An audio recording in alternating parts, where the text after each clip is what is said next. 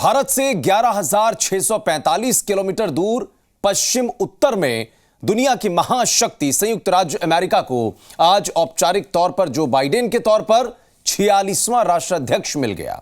वैसे तो अमेरिका पूरे विश्व में सुपर पावर के तौर पर अपनी एक अलग पहचान रखता है, लेकिन इस बार के राष्ट्रपति चुनाव में जिस तरह का हाल दिखाई पड़ा, उसने इस विकसित देश के खूबसूरत इतिहास पर एक निशान भी लगाया है। अभी तक अमेरिका के कर्ता धर्ता रहे रिपब्लिकन डोनाल्ड ट्रंप के बाद डेमोक्रेट जो बाइडेन अमेरिका के लिए कितने सफल राष्ट्रपति साबित होंगे, साथ ही उपराष्ट्रपति के तौर पर कमला हैरिस की बाइडेन के साथ में जोड़ी दुनिया के तमाम देशों के साथ अमेरिका के संबंधों को किस तरह से मजबूत बनाएगी, आज इसी पर आपको रोचक जानकारियां देंगे। नमस्कार, आप देख रहे हैं दुनिया की बात मेरे यानी आशीष चौबे के साथ। अमेरिकी इतिहास में पहली बार 25,000 अमेरिकी सैनिकों की तैनाती वॉशिंगटन में की गई। 6 जनवरी को अमेरिकी संसद में जो कुछ हुआ उसने अमेरिका के लोकतंत्र को कलंकित किया, लेकिन हास्यास्पद यह था कि उस घटना पर रिपब्लिकन शर्मसार नहीं हुए, बल्कि ट्रंप समर्थकों ने जो बाइडेन के शपथ में हंगामा करने की योजना तक बना डाली और इसीलिए जो बाइडेन की टीम ने अमेरिकियों से राजधानी में आने से बचने की सलाह दे दी, साथ ही वॉशिंगटन को किले में तब्दील कर दिया। व्हाइट हाउस की सुरक्षा 3 लेयर की कर दी गई। अमेरिकी संसद भवन, कैपिटल हिल और उसके आसपास के जो इलाके हैं, पेंसिल्वेनिया एवेन्यू, व्हाइट हाउस, यहां पर आम जनता की पहुंच से इनको दूर कर दिया गया। 3 नवंबर को दरअसल अमेरिका की जनता ने अपने नेता के लिए मतदान किया था। बीते साल राष्ट्रपति जो बाइडेन के सामने आगे कितनी चुनौतियां हैं, मित्र देशों के साथ में संबंध कैसे मजबूत करेंगे, यह भी आपको बताएंगे, लेकिन उससे पहले यह बताते हैं कि आखिर अमेरिका में चुनाव होता कैसे है। भारत की तरह अमेरिका में भी एक लोकतांत्रिक देश होने के साथ में चुनाव होते हैं। अब ऐसे में वोटिंग यहां पर भी अहम है, लेकिन भारत से इतर वहां की प्रक्रिया थोड़ी कठिन और लंबी भी है। अमेरिकी संविधान के आर्टिकल 2 के सेक्शन 1 में दरअसल राष्ट्रपति चुनाव की जानकारी विस्तार से दी गई है।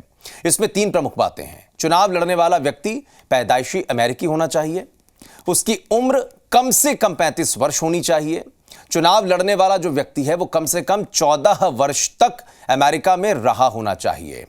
अमेरिका में 2 पार्टी सिस्टम है, यह भी आप जान लीजिए। पहली रिपब्लिकन, दूसरी है डेमोक्रेट। दोनों को अपनी अपनी तरफ से किसी एक व्यक्ति को राष्ट्रपति पद का उम्मीदवार बनाना होता है। इस उम्मीदवार को चुनने से पहले भी एक लंबी प्रक्रिया है। दरअसल अमेरिका चुनाव की प्रक्रिया समझने से पहले 2 शब्द प्राइमरी और कॉकसस आप याद कर लीजिए। दरअसल पार्टी का उम्मीदवार तय करने के लिए 2 तरह के चुनाव करवाए जाते हैं। पहला प्राइमरी और दूसरा है कॉकसस। पार्टी का कोई भी कार्यकर्ता राष्ट्रपति पद के लिए खड़ा हो सकता है, उसे सिर्फ अपने समर्थकों का साथ चाहिए होता है। प्राइमरी चुनाव दरअसल राज्य सरकारों के अंतर्गत होते हैं, जो खुले या फिर बंद दोनों रूप से हो सकते हैं और यह राज्य की सरकारों पर निर्भर करता है कि वो इसको कैसे कराते हैं। बात अगर कॉकसस सिस्टम की है तो यह चुनाव पार्टी की तरफ से ही करवाए जाते हैं और इसमें पार्टी समर्थक एक जगह पर इकट्ठे होते हैं, अलग अलग मुद्दों पर चर्चा करते हैं, राष्ट्रपति उम्मीदवार के लिए खड़े होने वाले व्यक्ति की बात सुनते भी हैं। उसके बाद उसी सभा में हाथ खड़े करके एक उम्मीदवार को समर्थन दे दिया जाता है। अब अमेरिकी चुनावी सिस्टम में एक पेच यह भी है कि वहां पर एक वोटर को चुनाव से पहले कुछ समय के लिए एक पार्टी के लिए रजिस्टर कराना पड़ता है अपने आप को, तभी वो इस तरह के प्राइमरी या फिर कॉकसस चुनाव में हिस्सा ले सकता है। अब रिपब्लिकन और डेमोक्रेट दोनों पार्टियों की तरफ से राष्ट्रपति पद का उम्मीदवार बनने के लिए एक संख्या की जरूरत होती है। वो संख्या जो प्राइमरी और कॉकसस के चुनावों में जरूरी होती है। उदाहरण के तौर पर अगर मान लीजिए कि एक पार्टी की तरफ से 10 लोग राष्ट्रपति पद की रेस में हैं, तो उन्हें हर राज्य में होने वाले प्राइमरी या फिर कॉकसस चुनाव में सबसे ज्यादा डेलीगेट्स का समर्थन हासिल करना पड़ेगा और अंत में इन्हीं डेलीगेट्स की संख्या के आधार पर नेशनल कन्वेंशन की तरफ यह पूरा मामला बढ़ जाता है। प्राइमरी इलेक्शन खत्म होने के बाद यह तस्वीर साफ हो जाती है कि दोनों पार्टियों की तरफ से राष्ट्रपति पद का उम्मीदवार कौन होगा। अब इसी का आधिकारिक ऐलान नेशनल कन्वेंशन में हो जाता है। डेमोक्रेट्स का नेशनल कन्वेंशन हमेशा जुलाई में होता है और रिपब्लिकन का अगस्त महीने में। अमेरिकी जनता दरअसल हमेशा नवंबर के पहले हफ्ते में राष्ट्रपति पद के लिए मतदान करती है। लेकिन ये मतदान सीधे सीधे अगर देखा जाए तो उम्मीदवार के लिए नहीं, बल्कि सबसे पहले स्थानीय तौर पर एक इलेक्टर के लिए होता है। ये अमेरिकी राष्ट्रपति पद के उम्मीदवार का प्रतिनिधि होता है और इसके समूह को इलेक्टोरल कॉलेज कहते हैं, जिसमें कुल 538 सदस्य होते हैं, जो अलग अलग राज्यों से होकर जनता इन्हें सीधे तौर पर इन्हीं सदस्यों को चुनती है। वो आगे जाकर राष्ट्रपति का चुनाव करते हैं। जब अमेरिकी जनता एक बार अपने इलेक्टर को वोट देती है तो उसका राष्ट्रपति पद के लिए चुनाव में कोई हाथ नहीं रह जाता है। सिर्फ ये इलेक्टर जो है, ये इलेक्टर पर निर्भर करता है कि वो राष्ट्रपति किसे बनाना चाहता है। तो ये दरअसल पूरी प्रक्रिया अमेरिका में राष्ट्रपति को चुनने की होती है। लेकिन ये भी आपको बताते हैं कि बाइडेन के राष्ट्रपति बन जाने से भारत या फिर अन्य देशों पर इसका क्या असर पड़ सकता है। बाइडेन के दरअसल ऊपर बड़ी सारी चुनौतियां हैं। एनालिस्ट ये मानते हैं कि बाराक ओबामा के कार्यकाल में उपराष्ट्रपति रह चुके जो बाइडेन ओबामा की नीतियों को ही बतौर राष्ट्रपति आगे बढ़ाने का काम करेंगे। यहां तक कि ओबामा ने चुनाव के बीच में बाइडेन के लिए प्रचार भी खूब किया था। बाइडेन की वीजा पॉलिसी दरअसल उदार होने की उम्मीद है। ट्रंप की तुलना में बाइडेन की वीजा जो नीतियां हैं वो ज्यादा उदार होंगी, यह कहा जा रहा है। इससे भारत के आईटी इंडस्ट्री को मदद मिल सकती है। इधर ट्रंप प्रशासन ने नॉन इमिग्रेंट वीजा जारी करने पर प्रतिबंध लगा दिया था, जो कि 31 दिसंबर 2020 तक लागू भी था। बाइडेन की बात करें तो ईरान के साथ में ओबामा काल के न्यूक्लियर डील को भी ये रीस्टोर कर सकते हैं। अब संभावना इस बात की भी है कि ईरान पर लगाए गए प्रतिबंध को भी अमेरिका वापस ले ले अगर, तो इस कदम से भारत के लिए ईरान से तेल और चावल का व्यापार का जो रास्ता है दरअसल वो साफ हो जाएगा। ईरान से व्यापार करने की सूरत में भारत को अमेरिकी प्रतिबंध का कोई खतरा तब नहीं होगा। इधर लिमिटेड ट्रेड डील की अगर बात की जाए तो भारत को जनरलाइज्ड सिस्टम ऑफ प्रीफरेंसेस, ये आप बहुत अहम बात है जिसको समझना जरूरी है। इसके तहत में दरअसल आयात शुल्क लाभ की उम्मीद थी। ट्रंप ने दरअसल 2018 में इसे खत्म कर दिया था और इस ट्रेड डील के तहत भारत भी हार्ले डेविडसन जैसी जो हाई एंड बाइक्स हैं उन पर टैरिफ घटाने वाला था। इसके अलावा कृषि उत्पादों के लिए अगर देखें तो एक बड़ा बाजार उपलब्ध कराने की व्यवस्था भी होने वाली थी।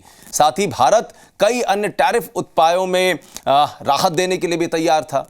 इधर भारत से आयात किए जाने वाले स्टील पर 25% और एल्यूमिनियम पर 10% अतिरिक्त टैरिफ को अमेरिका वापस अगर ले लेता है तो इसके बदले में भारत भी बादाम, सेब और अखरोट समेत 29 अमेरिकी उत्पादों पर अतिरिक्त ड्यूटी घटा सकता है। अब पिछले कुछ सालों में अगर देखें तो अमेरिका के साथ में दरअसल भारत के ट्रेड सरप्लस में सिकुड़न देखने को मिली है। उम्मीद अब इसमें भी बदलाव की है, क्योंकि वित्त वर्ष 2020 में दरअसल अमेरिका से कुल 35.7 अरब डॉलर का आयात हुआ। हालांकि कुल मर्चेंडाइज आयात की अगर हम बात करें तो इसमें 7.8% की घटोतरी भी देखने को मिली है। भारत में अमेरिका से 8.3 अरब डॉलर के खनिज, ईंधन और इससे जुड़े हुए आइटम्स, 6.2 अरब डॉलर की जेम्स या फिर ज्वेलरी, 4.7 अरब डॉलर कीमत के कैपिटल गुड्स का आयात किया गया है। जहां तक बात चुनौतियों की है तो कोविड-19 संकट, आर्थिक संकट, जलवायु संकट और एक निष्पक्ष नस्लीय समानता इसमें प्रमुख है। हालांकि भारत चीन तनाव, चीन के विस्तारवाद पर नजर के साथ साथ आतंकवाद, कट्टरता पर भी अमेरिका का स्टैंड जैसी चुनौतियां जो बाइडेन के सामने हैं। अब चीन से अमेरिका के ट्रेड वॉर पर जो बाइडेन के फैसले पर दुनिया की निगाहें होंगी। कोरोना संकट के लिए चीन को कटघरे में खड़ा करते हुए डोनाल्ड ट्रंप ने जिस तरह से विश्व स्वास्थ्य संगठन को दी जाने वाली मदद पर रोक लगा दी थी, अब ऐसे में बाइडेन का इस पर क्या रुख होगा यह भी देखना होगा। पूरी दुनिया में आतंकवाद, कट्टरवाद से जूझना जिस तरीके से हमने देखा है दुनिया को जूझते, इसमें फ्रांस और ऑस्ट्रिया जैसे देशों ने जब कड़े कदम उठाए, लेकिन अमेरिका को कट्टरवाद से बचाने के लिए नए राष्ट्रपति का क्या कदम, क्या प्लान होगा, यह एक बड़ी चुनौती है और यह भी देखना होगा।